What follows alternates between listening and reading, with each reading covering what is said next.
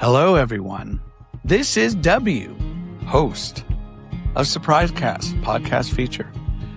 And today, I have a guest here from Louisville, Kentucky.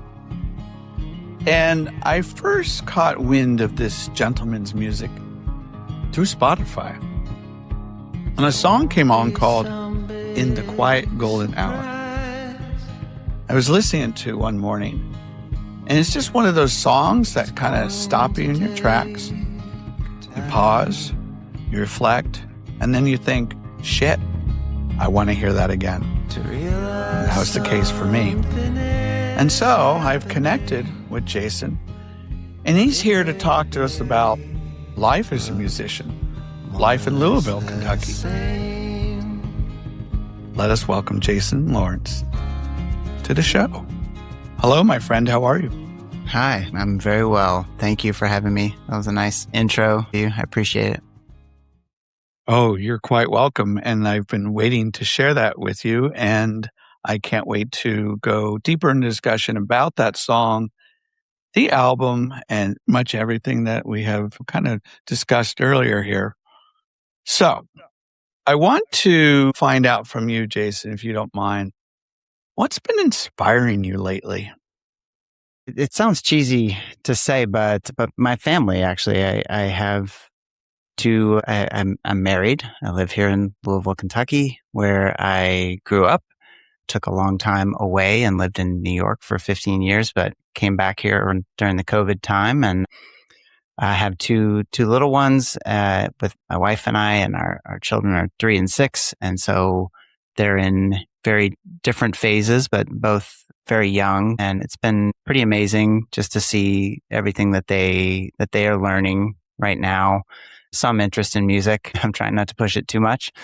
And just seeing how my wife handles everything, a lot of inspiration from her, but also the community here in Louisville. It's been interesting to reconnect.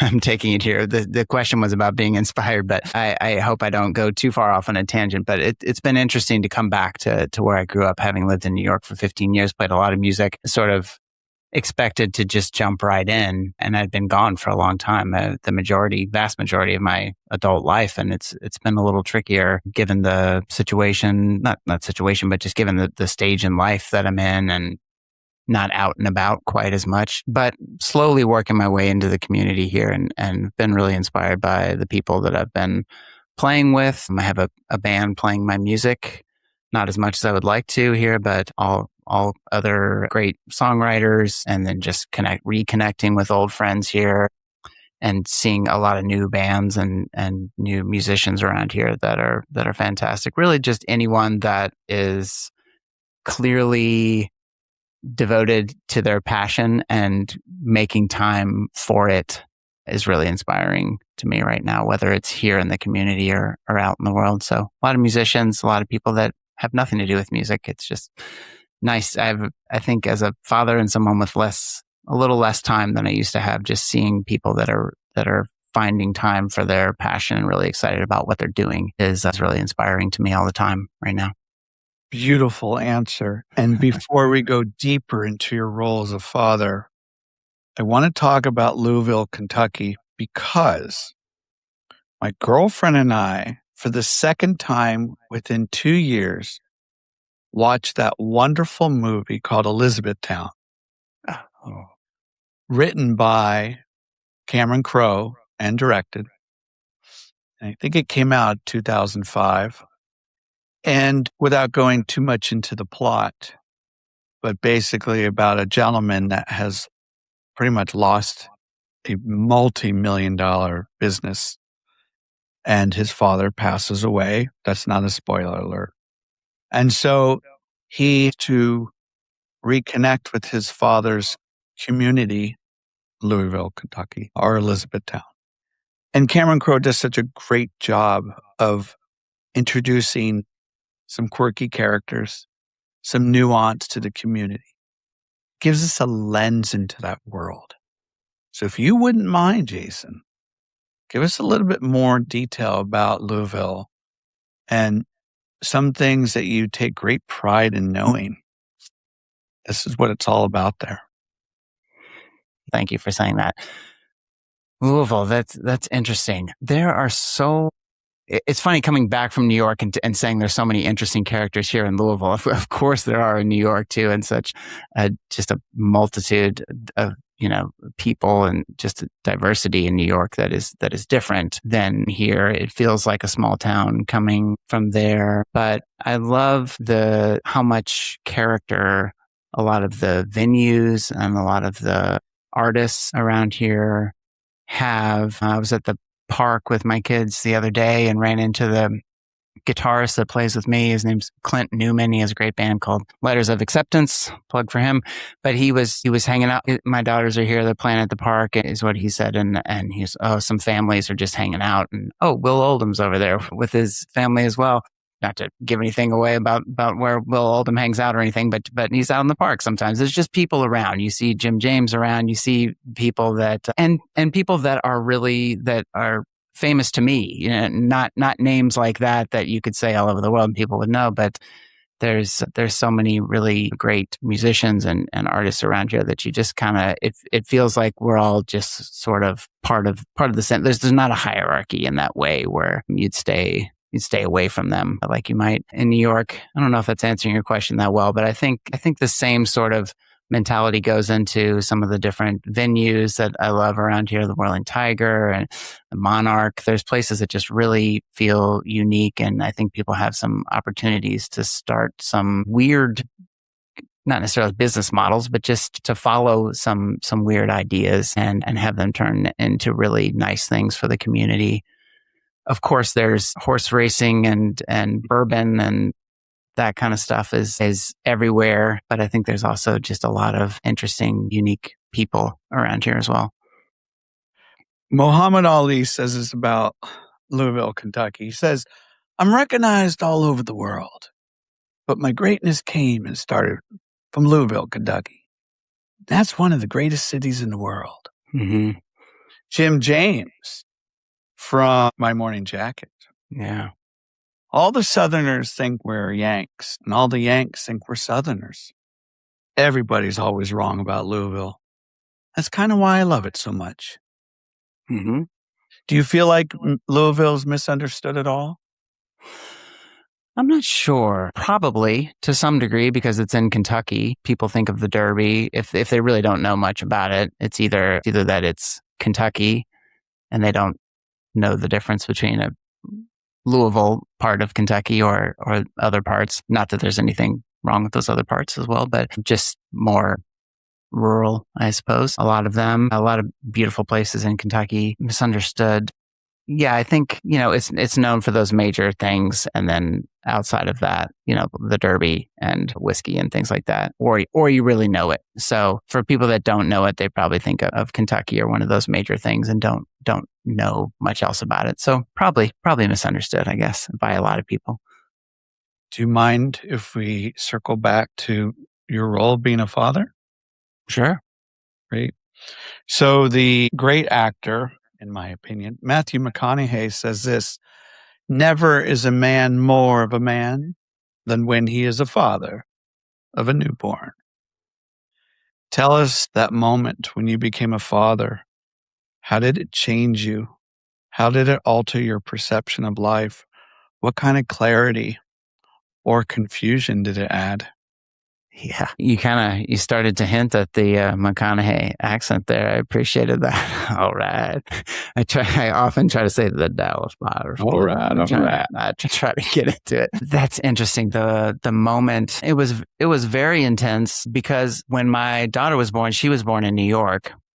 My son was born here in Louisville, the same hospital as me, which is crazy. But when my daughter was born, she had a tiny tear in her lung. We didn't know it immediately. We took a quick family picture there, me and my wife, and had her on my wife's chest and snapped a just born picture. And then they, the doctors took her over to just or the nurses to just clear her airway and make sure she's doing okay. And it wasn't working. And they quickly whisked her away out of the room, and we knew something was wrong. So that was just terrifying in a way that I hadn't experienced, that sort of terror for what felt like a part of me, but outside of me, something that I just didn't have that kind of control. Yeah. It felt like my body, but not at all my body, not something I could really do anything about at that time. So that was just, it was an exhausting labor and everything. And then for that to happen, it was just a kind of a total breakdown. But quickly worked out okay. She spent a week in the NICU and recovered well and has been doing wonderfully ever since. But that was a intense moment. There wasn't easing into it, certainly. Yeah, from a musical standpoint, I've always, since I started being a musician, or at least since I started taking it seriously and going to school, I would practice for hours and hours a day.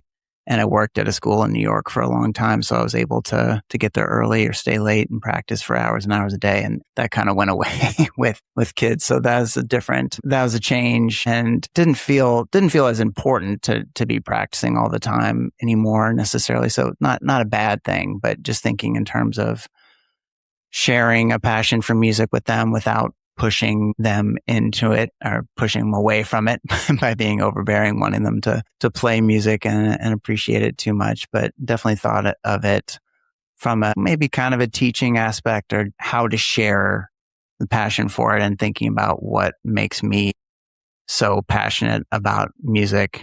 What's great about it, that I can kind of gradually show them and share with them without being overbearing. And in terms of your role as a father, has it unveiled any of the curtains in memory, the way that your father perhaps raised you? And if so, what are some of those positive traits that you acquired from your dad that 100% certain you have now passed that on to your children? Yeah, it's an interesting question, because I've certainly thought about this quite a bit, because my parents still live in the same house that I grew up in here in Louisville. So my son was born at the same hospital, and every week I see my kids running around the same house that I ran around at their age. And, the artwork, actually, I know we'll talk about my album a little later, but my album, the Grand Routine, the artwork is in one of the rooms of that house with now I'm trying to remember. For the album cover, it's in one of the bathrooms actually of that house. But then for the single, for the In the Quiet Golden Hour that you mentioned, the artwork for that single was in one of the rooms with my daughter, actually, which I wasn't sure about doing, but did it, and felt right, because it's just been interesting to bring another generation into that same situation. So thought a lot about my role as a father and what I got from my parents. And it's made me think a lot about memory as well, and context, because they're grandparents now. They're in a different stage of life, so I can see them interacting with my kids, their grandchildren, and it makes me think about how they interacted with me when I was little. But I don't remember that exactly, and I don't know if they acted exactly the same way.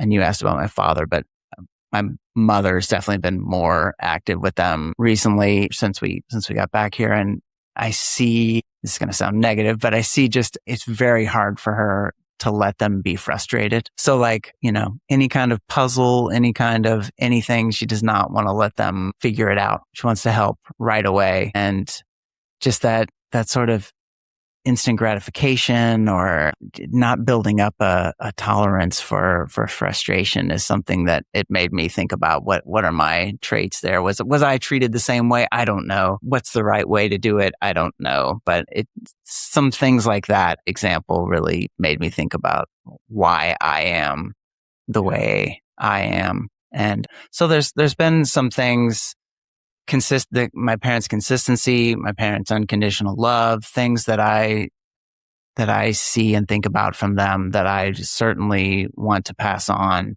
But there's been other things too that I see that I want to make sure that we continue to grow and continue to change, and that I don't necessarily need to honor every part of my upbringing and why I am the way I am.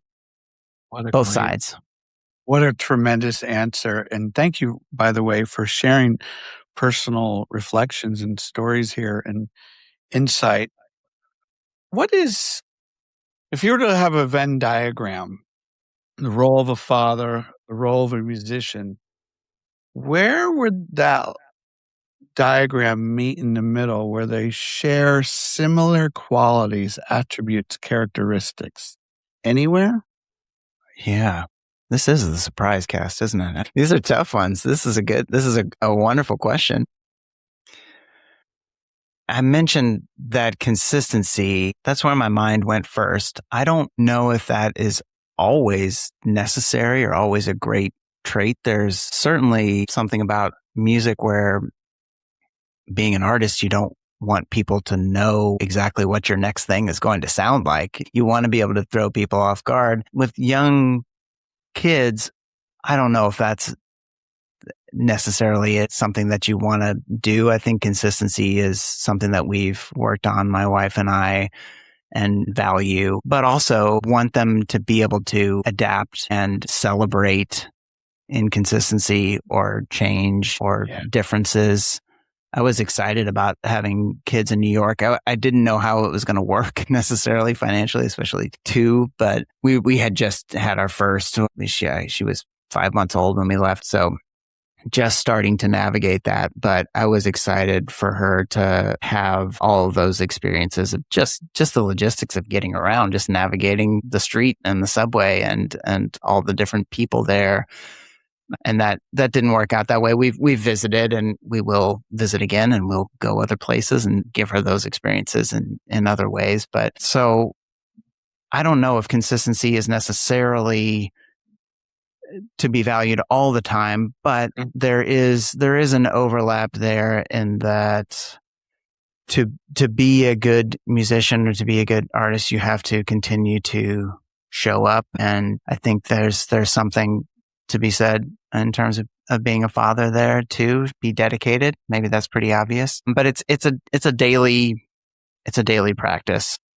Yeah. And you can in music, you can take time off if you want to, of course. But I think for me to get better, and in times that I've made significant strides, I show up every day and do something with great consistency. And I think it's the same with parenting. How long have you been a musician for? My friend got a guitar in 7th or 8th grade, and I just wanted it. He let me hold it and brought it into school or something. And I was like, I want one of these. And it's funny. My mom was just like, well, I don't know anything about that, but you can take lessons. And she called up a place close to our house. And I vividly remember her being on the phone, signing me up for guitar lessons. And she just, wait a second. They asked her something. She turns to me and she said, guitar or drums? And I was like, and I didn't say anything because drums had not crossed my mind. And she turns back, he'll do both. Says a lot about my mom. He'll do both for a month and then choose. And I never did choose. I just kept taking lessons in both. So I think that was around when I was 12 and took lessons in both, and was really, I think at the end of high school, start of college, was really wanting to do the songwriter thing, trying to write songs and more focused on guitar. I loved playing drums. But then my freshman year of college, I got into a band playing drums and really was having fun with that and wanted to get better at that. So drums kind of took over. I had a great drum set teacher in college, and he was a huge inspiration.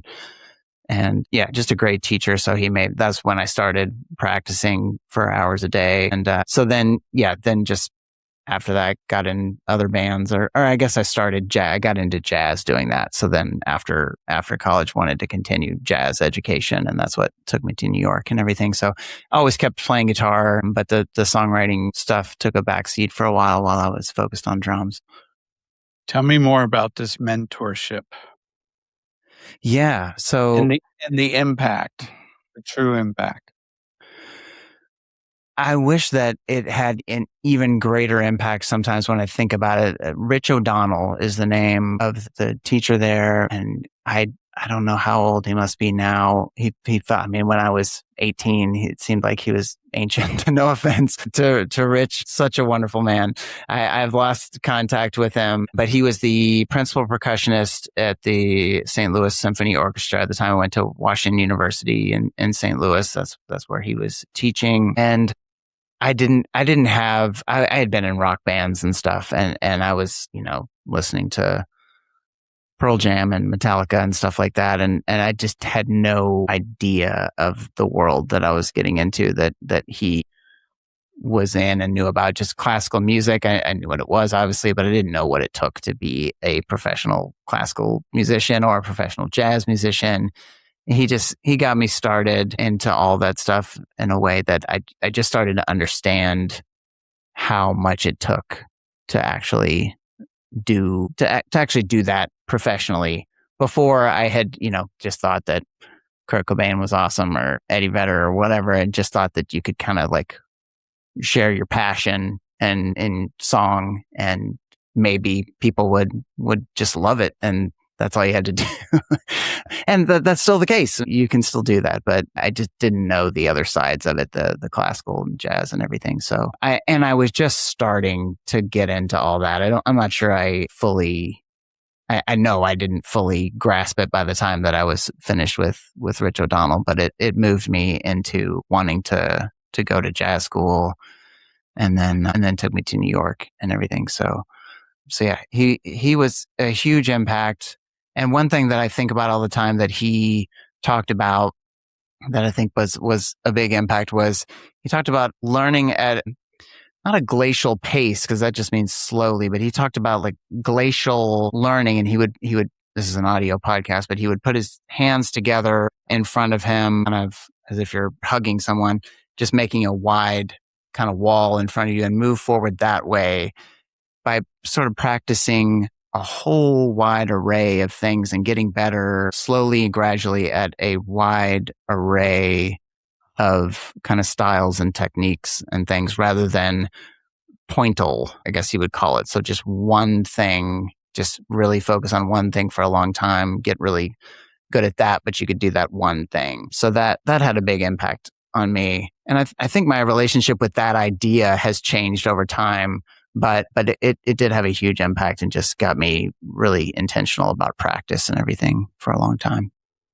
Okay, so if you don't mind, let's go a little deeper into your drumming world, because I'm fascinated simply because I was a drummer, not to the ability that you can play. But there in front of me was the kit that I held in my classroom, and my students and I would play during recess at lunch. We would perform for the parents in the evening. I would be on the drums. Once in a while, I'd let my students use the drums. But if you're staring at the drum kit, Jason, for me, that component of the ride cymbal was always my favorite piece. Hmm. There was something so soothing, something so rhythmic. And I'm not an adept drummer, but I would like to know from you, if you were sitting at a kit, what is that piece that you go, man, that gives you that feeling of inspiration, that moves you?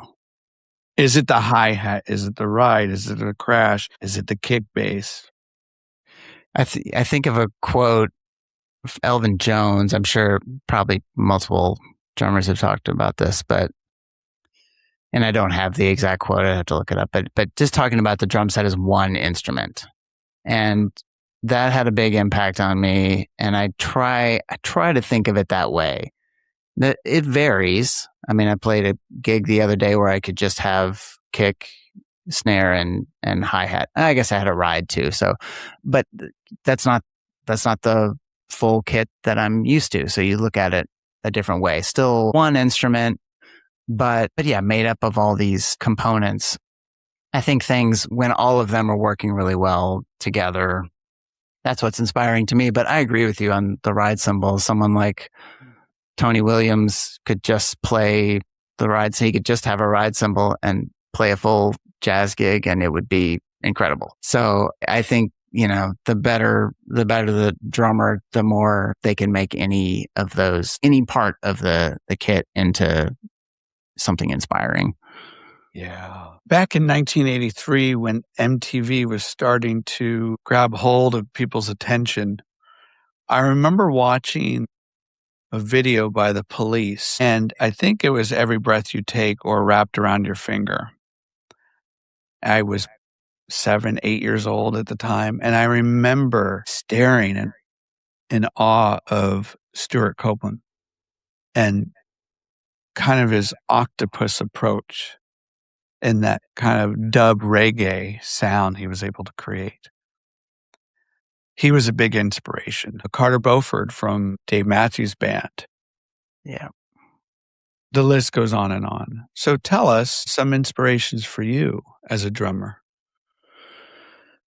Oh, there's so many. I'm sure at different times, different people. I mean, Lars Ulrich was huge for me.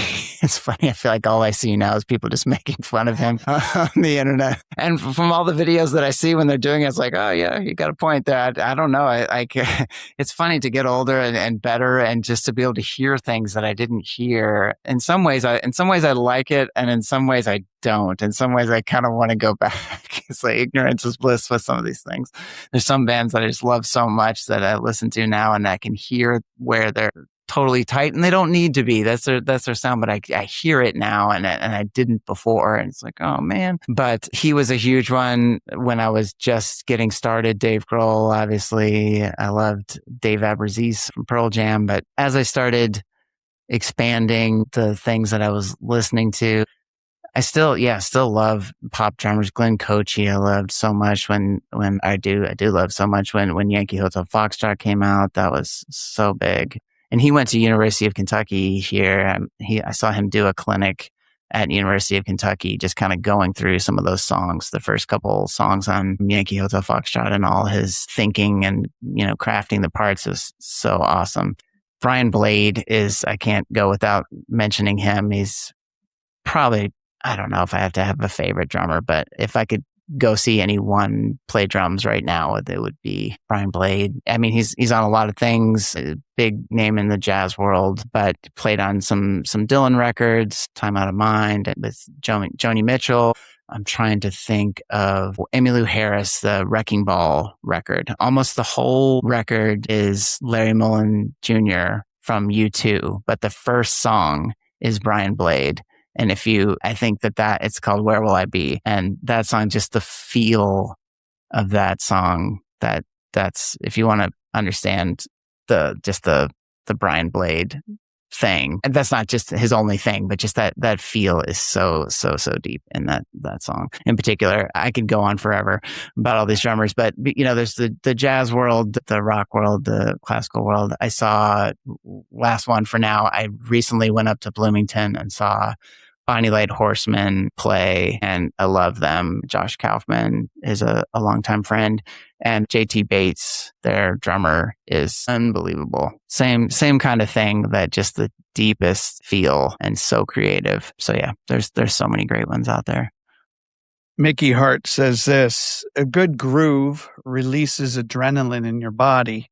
You feel uplifted, you feel centered, you feel calm, you feel powerful. You feel that energy. That's what good drumming is all about. Yeah? Yep. Yeah, absolutely. I went all that time without mentioning the drummer that plays on my records, Anthony LaMarca, who is one of my very favorites. I wish I could play with him all the time. Not to say that I don't like playing with the other drummers that Sure. I play with. They're also fantastic, but I feel very lucky to have had Anthony play on both my records, not just drums, but a bunch of other things. He's multi-instrumentalist, but he went to school for drums. And that's where we met in New York, going to school, jazz school. So he does everything, plays everything. He's in the War on Drugs, that band. Mostly plays guitar and keys in that band, but I think he gets on recordings playing drums. And if they need a sub, I know he's played drums at some of the gigs. He's one of those ones that's just, he can do anything. And he writes amazing songs, amazing singer. It's just like come on. But yeah, the groove, his groove every time is just spot on and perfect. And all the other drummers I've mentioned, I think are the same way. But that's what I hear more now as I've grown as a musician or changed or gotten older. That's more important to me than any of the flashy stuff. I love melodic playing and playing that takes a lot of dexterity and all that. But if it doesn't have that underlying groove that makes me feel good, I don't feel as strongly about it. You know who could play with such tremendous groove, but didn't seem to be smashing the drums to create that sound? Well, actually, two drummers that come to mind. And one of them played for this band we're going to get into, Luna. And the drummer I'm thinking of is Stanley Demeski. Yeah. Who is more probably well known for playing in the band The Feelies. And then after he left, Lee Wall. Yeah. And you don't really know it when you hear these songs on the albums. I mean, you can feel it.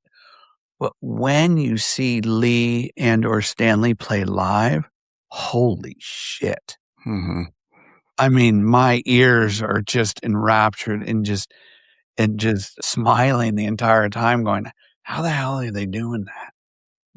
So let's talk about Luna, because I know there's some connection there.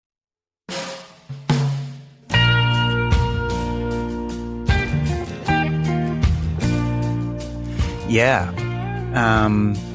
Actually, Anthony, I just talked about, and myself both played drums with Dean and Britta.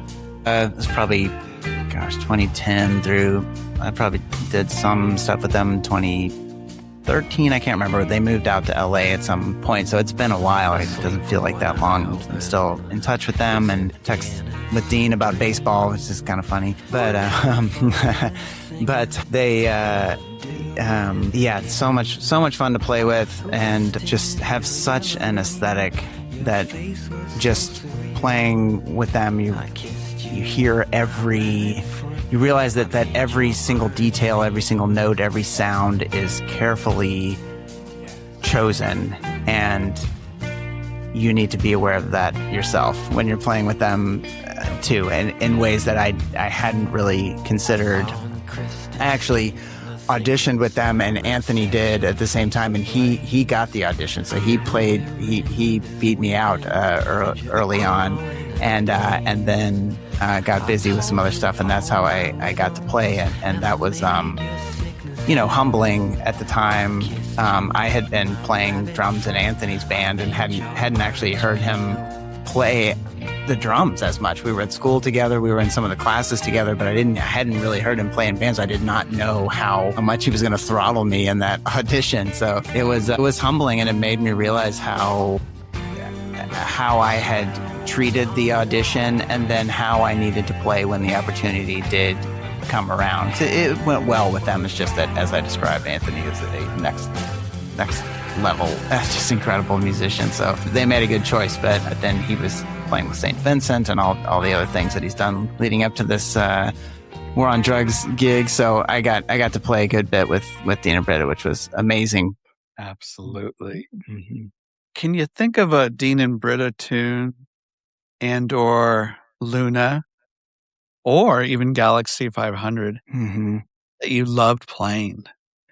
A lot of the shows that I played with them were Galaxy 500 shows. Got to do a European tour playing that. Dean Wareham plays Galaxy 500 shows. When he first started doing that, I feel like there was somebody in Spain that asked him to come do that, and I got to go play that show. So got to play a bunch of those as they realized that was a thing that people wanted all over. They're all fun in their own way. I love some of those longer, sprawling songs, like their cover of Listen, the Snow is Falling. Man, I need to look back through song titles. I got to sing a little bit too, so some of those were really fun, like songs like Pictures, I think was the name of one of them. And so that was super fun to get to do. Also, there was that. What about Tugboat?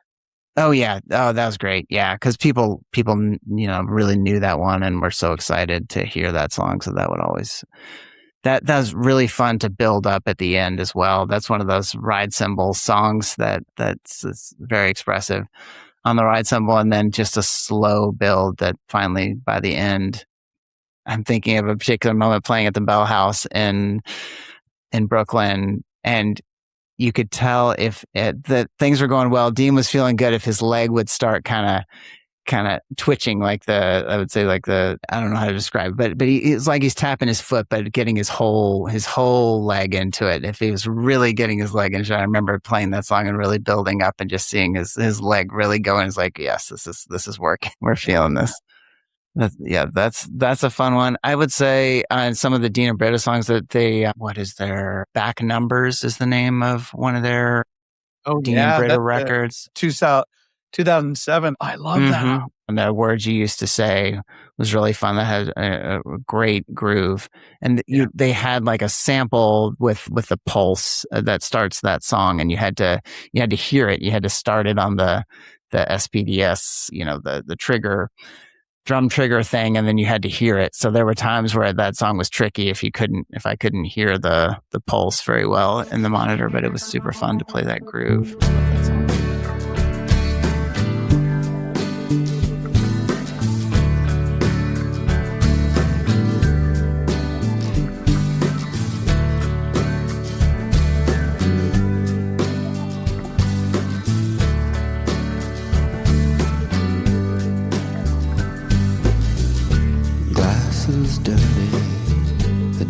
Dead. Happy birthday, have this you said. We're color coded, we're coded red. And those are words you used to say.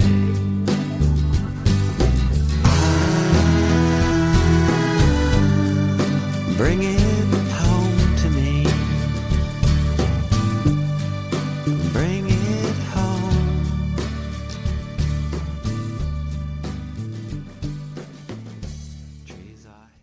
Yeah, and we could go on and on about those two and Luna and Galaxy and the impact they had on the indie dream pop world, and still do.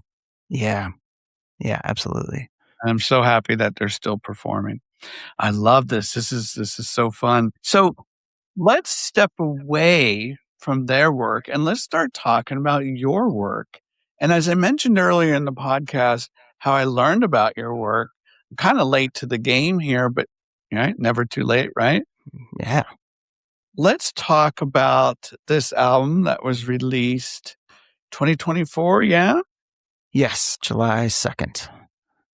And why don't you take us to kind of when the seeds were planted in terms of the creation of the album? Yeah. The grand routine.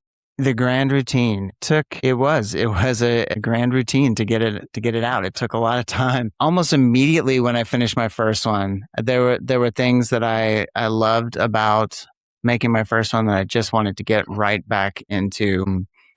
The first record came out in 2018. That's called Another Hotel Hallway. And that was pretty much just me and Anthony that I keep talking about, Anthony Lamarca, playing everything at a studio where he lives in Youngstown, Ohio, called Peppermint. I feel like I said that weird.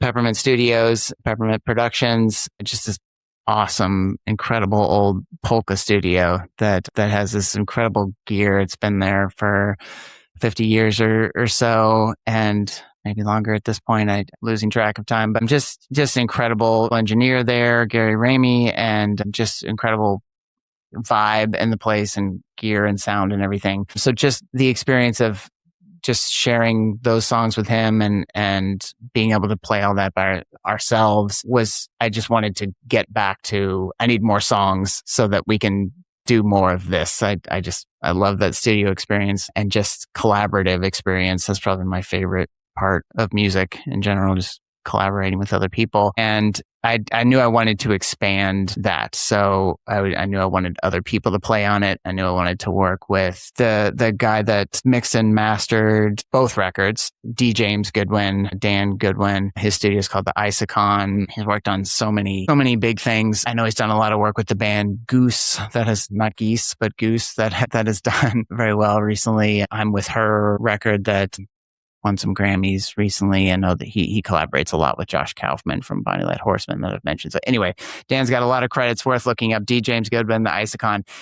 I made a lot of records with him when I was living in New York. Played for a long time with a songwriter named Jesse Marchant. So played on 3 of Jesse's records and tons of tours and everything, and we made all those with Dan, and I knew I wanted to work on my music with Dan. It was great to have him mix and master my first record, and I went up to the studio with him for maybe half a day just to kind of talk him through it and then let him do his thing, and went back and forth. But I knew I just wanted more time one-on-one with him, so I could go on forever about the impetus behind this record. I'll try to streamline it a little bit. But it started almost immediately when my first record came out in 2018, because I knew I needed more songs to then be able to collaborate with all these people that I love and wanted to keep working with. So how that started was getting more songs was that I had some friends, the guys that were playing in my band at the time, a couple of them at least were in a songwriting group. So group of people that had a SoundCloud page that everybody chipped in a $1 or so a month to make it a paid page that they could, upload a ton of music to. And it was, you had to have your song in by midnight on Thursday, uploaded to the page, and email sent to the group with the lyrics, if there were lyrics, just some kind of stipulation, or you were out. That was the deal. They were Ryan Egan was the person that ran the songwriting group, and tried to be a real stickler about it, that if you didn't have it in by Thursday at midnight, then you were out of the group. So it really just held you accountable to write something each week. And I got very into that. That worked so well for me. I knew in school that if I had a deadline, I could get things done. And if I didn't, I could procrastinate forever. And I still know that about myself. And I don't set up deadlines in the way that I know that it works, but it can be hard, and it can be hard to find other people to do that with. But that group was incredible. And I did that for 40 weeks because I came away with 40 things. They weren't finished songs necessarily. Some of them were pretty fleshed out demos. Some of them were just voice memos if I was traveling or something like that. But it was such a fun thing. I hated to give it up because it really got me in a different mindset about writing. So that's part of, I feel like the grand routine means so much to me, because I think there's kind of a sarcastic way to look at it. I think there's a, sort of negative way to, that there's anyway, that songwriting group was so helpful and beneficial for me to have that practice. And it changed the way that I thought about writing. So, but I knew at some point I was going to have to stop stockpiling demos and start going back through them and actually deciding which ones to finish out and polish and turn into a record. So after 40 weeks, I was stopped and took some time and picked out the songs that I wanted that felt like a group or a batch, and finished those. Boy, there's a track on here in the Quiet Golden Hour, and this is how I came to learn about your music. I want to read you a quote. It goes like this: "In the Quiet Golden Hour is an exploration of the state of trying so hard to be mindful and appreciative of the beauty in life that it becomes a frustration or distraction." The song was written as part of a songwriting group I participated in for nearly a year in New York City. And it began as an exercise in writing something driving, like Big Thief's Shark Smile or The War on Drugs, Red Eyes. It evolved into one of the foundational songs for my second LP, The Grand Routine.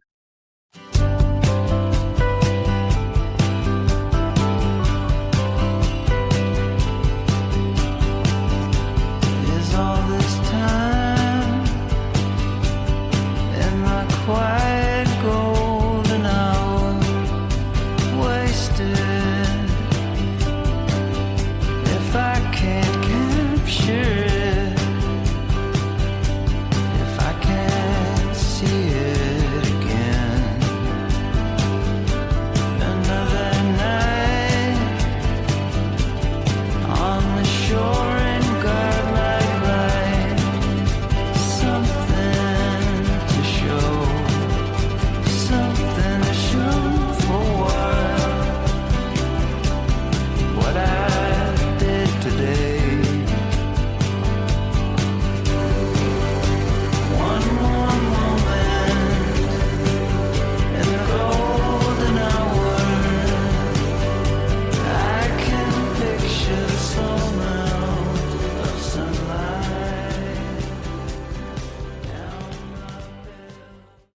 You said that.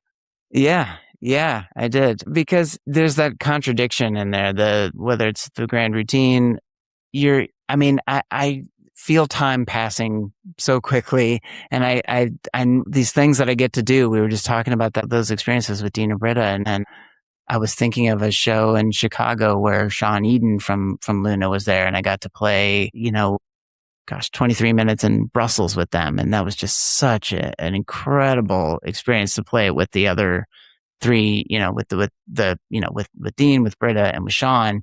And I looked it up on YouTube and was like, oh my gosh, that was 2010.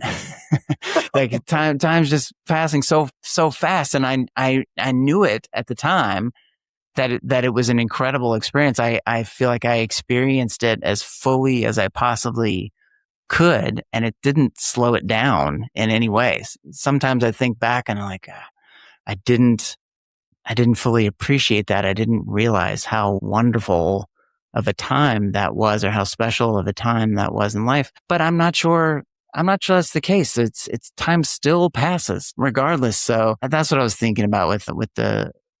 I've heard from other artists, musicians, in terms of writing lyrics, whether it be 3 a.m. in the morning or 3 p.m. in the afternoon, writing lyrics gets them to be more intentional, be more present, be more actively aware of what's going on in their mind. Mm-hmm. I want to read you some lyrics from a song, and I want to talk a little bit about your lyric writing and kind of your process, if you wouldn't mind. Yeah. Everyone remain calm, turbines rather than wide-eyed, wind-blown wildlife back and forth. Side to side, white noise, a lullaby, cold voice coming from the air ducts above. Whisper me to sleep in a deep, deep sleep. Talk to us about this great song, and then share us a little bit about your strategies, the way you go about putting words together.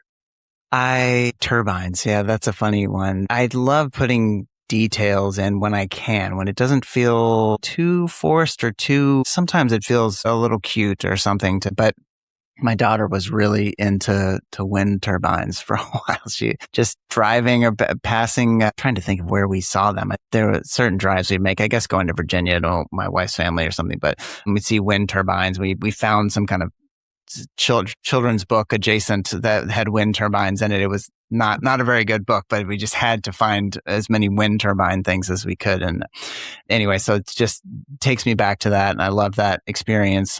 Just trying, lyrics hit so hard for me when imagery can be expansive and just take you somewhere and hopefully let people have their own experience with it, whether that makes them think of a movie or their own experience, or just bringing them into an expansive world.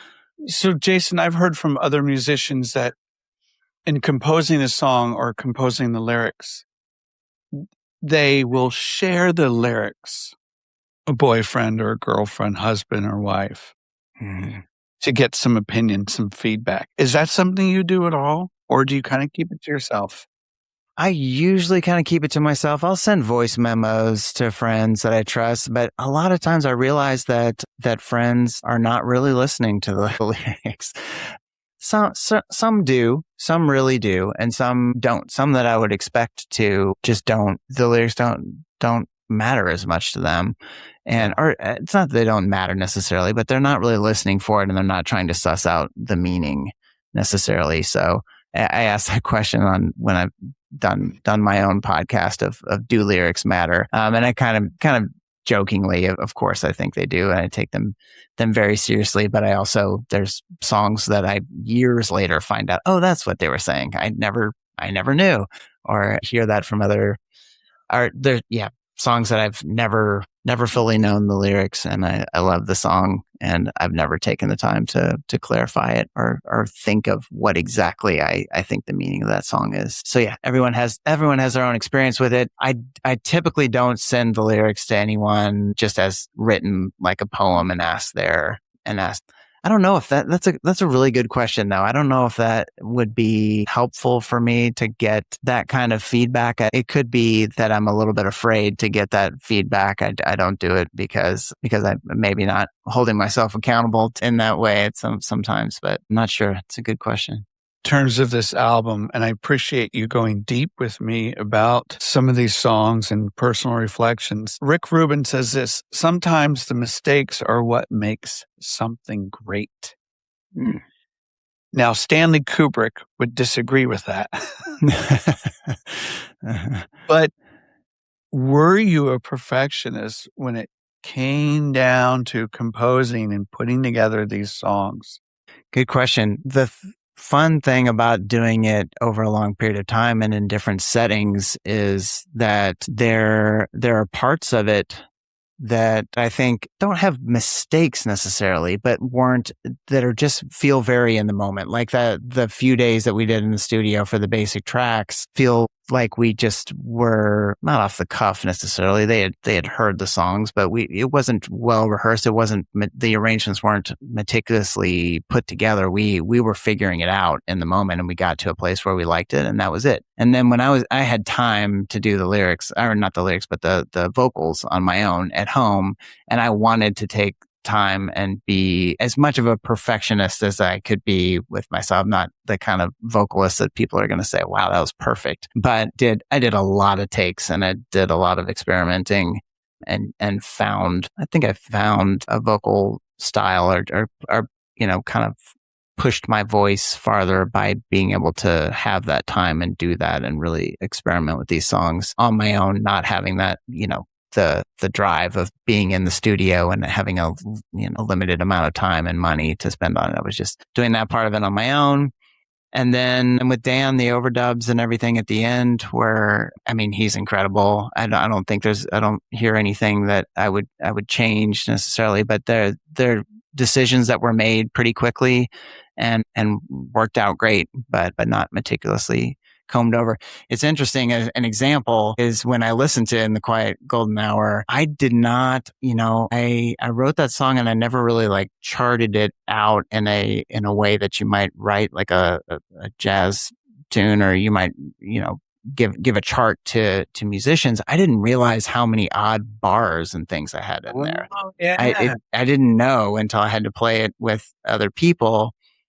Anthony famously in my mind got frustrated with me at some point. He was like, can't you just write a 4-bar phrase? And I was like, I'm not trying not to. This sounds natural to me. But that song is very much not just, 8 bars or 12 bars at a time.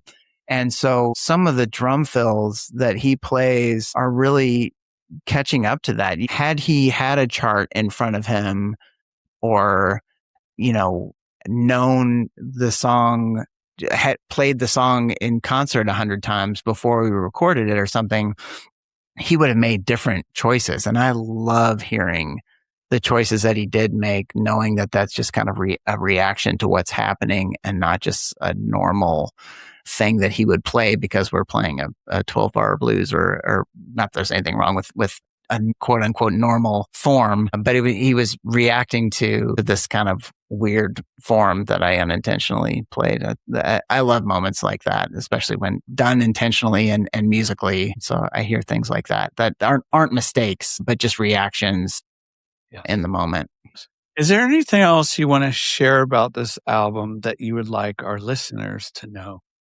I hope they listen to it. I think that we've been talking about, a couple songs in particular, which I very much appreciate anybody listening to. And I've gotten a lot of great feedback on that song in particular, In the Quiet Golden Hour. But I do feel like the album came together really well I love albums that make a complete statement, a complete artistic statement. The songs don't have to all be about the same thing. It doesn't have to be a concept record, but it just feels like a complete artistic statement. And I feel like I achieved that in some ways with this album. So it's a lot these days, asking someone to take the time to listen to a 45-minute, whatever album as a whole. I don't take the time to do it nearly as much as I used to and want to.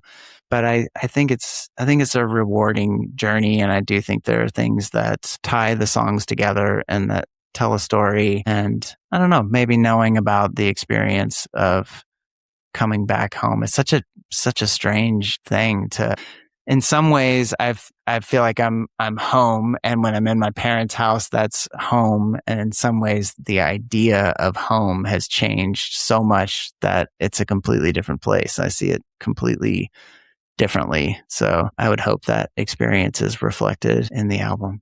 Before we wrap this up, I do want to ask you a couple more questions. And as far as where you are with your life or in the past, what has been a really challenging experience that changed how you view life? Was it what you alluded to earlier with your daughter? Other thing? And it could be something positive as well. It doesn't have to be all doom and gloom. That's my mind, goes to doom and gloom first. I don't, my first reaction is don't talk about COVID. We've done that enough, and maybe far enough away. I feel like my mind has, carefully expunged some of that experience, just gotten rid of it. But it was a big change to move back to Louisville. I wasn't ready, and it came about in the summer of 2020, living, I mean, that whole time was hard for everyone. But yeah, just having a 5-month-old in New York and in Brooklyn where we lived, and yeah, it just felt like we needed to get out, and then didn't entirely expect to end up back here and stay. And yeah, I haven't been fully intentional about just the work since then. And I mean, I have a job outside of playing music, and that's important. And I wouldn't change that. I got asked recently if I would have any interest in doing some touring with a band, and it was a strange feeling to just be like, not really. Of course I would. Of course that was a sad feeling to kind of know that no, not right now, not in this situation that we're in. I can't, there's responsibilities. There's people that I want to be around anyway. Not to say that I wouldn't do it in the right situation, but yeah, back here and yeah, I don't know if there's a clear point there, but just the family life has brought so much joy and absolutely nothing to complain about. And that was completely intentional and planned, but I'm not finished with music, and it's just finding a different way of doing it. I don't have all those hours to spend in the practice room, and there's some regret there. I wish I had, in some ways been forwarding this project along with more urgency, not knowing. But I think, a theme has just been to recognize that and be more intentional about it, and just be aware of what is great and what you're going to hope that what I'm going to hope that I changed, or wish that I had changed faster, and just make that happen. Learn those life lessons. Okay, let's do a little bit of fun time. So I had asked you to bring a concert stub to this conversation that you may perhaps saved. And if you don't have one, that's fine. One that really stands out when people ask what my favorite concert is, one that I at least think of every time, was when Blake Mills put out the record Hi Ho. So this is probably 2014, something like that. He played a show at Rough Trade record store in Williamsburg that also has a nice venue there, but not huge. Really, really nice venue, several hundred people. But it was right when that record came out, and he had a great band, and also iMusic, the kind of string ensemble, just the letter Y music. I should know everyone in that, but they're pretty well known. I saw them later with Paul Simon. So they've played with all sorts of people, but that ensemble playing, I'm a big fan of Blake Mills, everything he does, but his solo music, that concert just really stands out. That was just such incredibly special, playing on the level of all that jazz and classical stuff that I was talking about, but also in that sort of songwriter rock and pop music setting that I've always been so in love with, and just we've used the word intentional so many times in this conversation, but that comes to mind, just so tuned into each other. There was a moment in this concert I think about all the time where they were kind of extending something or jamming on something, and they were getting quieter, and he was playing kind of a guitar solo, but they were all just interacting really well, and it was getting quieter, and what Blake was playing was the focus, but everyone was playing. The drummer was playing, they were mic'd, and I realized at some point that it had gotten so quiet that he had turned the volume all the way down on his electric guitar. And we were, this is not a big place, but not a small one either. I was more than 50 feet away from him, and the room was full of people, but I could hear they were all still perfectly balanced with each other. And he was just playing an unamplified electric guitar. And of course it grew again from there, but just that moment of, oh my gosh, what just happened? They stayed perfectly in touch with each other through all that. And the whole concert felt that way. So that one sticks out of my mind. Just an incredible show. When there are moments like that, those indelible moments during a show that linger for a lifetime, and we hold them in our treasure trove, right? In that chest of ours and those memories. And we can recall the sights, the smells, and all that. Oh, man. Yeah. I know people listening and may not have experienced what you just talked about, but in some form they have, in some manner. Good stuff. Yeah. Okay. Tell us what's coming down the line for you in the remainder of the year. Can we expect any singles, maybe a new album, a tour? No tours. I would love that. Yeah, I would love to get there. All the guys that play in my band are also dads and doing their own things and everything. So just getting a regular rehearsal time is really, really tricky, but working on music pretty much every day myself. So I have a new batch that I'm really excited about. That makes me laugh because the new batch is the title of Gremlins 2. But there's an unbelievable skit by Key and Peele, if you haven't seen that, about Gremlins 2. It's worth looking up on YouTube. But yeah, new batch of songs I'm excited about and kind of slowly working on. I've had a couple singles come out since the record. One was from the sessions of that record called A Heartbeat is a Countdown. And then another one from that same studio, just a bunch of friends from New York all got together and we went back to that same studio in Youngstown. Anthony, of course, and everybody wrote one song and brought their one song and we all played on each other's stuff. So I have a song from that called I Went Numb that I really enjoy. Different instrumentation on that one that I think is really cool. I've just finished up a song at a studio here in Louisville that I love called La La Land Studio. Speaking of people that are an inspiration, and Gautier, that is the kind of main engineer at La La Land here in Louisville, is just constantly doing incredible work and really fun to work with. That song's for a film that's going to be coming out. It's kind of a friend of a friend, something I've been working on for a long time, a movie that called Chinese School that hopefully will be out. I'm not sure. I'll have to check in and find out the details. I think it's going to take a little more time. I'm not sure if it'll be at the end of this year or into next year, hopefully this year. But yeah, I have a song that's not out yet for that, but it will be out. I'm excited about that. It'll be featured in the movie and called Wake Me Up. And yeah, hoping that the experience of doing that will lead to more work at La La Land here and more work with the band that I have. So I'd like to make the next record by next year and hopefully kind of have it be a little bit Louisville centric. It's hard to go away from the people that I love making records with, but it also feels like a time to maybe to tap into this community even more. So yeah, hoping to do that. Okay, recording this is A Heartbeat is a Countdown, take 3.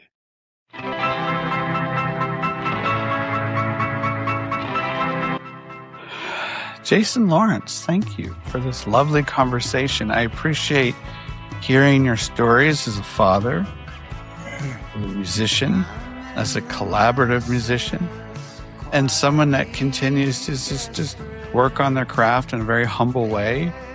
And one of the things I'm going to take away from this conversation is obviously your ability to articulate these answers in a way that people I know can connect with and to.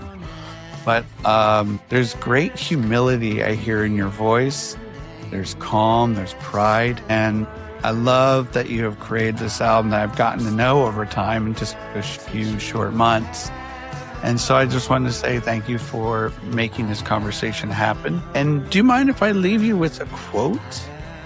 Please. Before you leave me, I want to say thank you definitely for making this happen. I'm so happy that you found the music and that I found the podcast and that we had this conversation. Yeah, I really appreciate it. It really feels meaningful. I have to play up. I have been Jason Bemis Lawrence. I have been not using that as much. I do wish that I had kind of gone with a band name, but yeah, my full name, Jason Bemis Lawrence, is where I'm sure people will already know if they're listening to this that'll be in the credits or whatever, but I don't play that up as much. That's the name of the project. Yeah.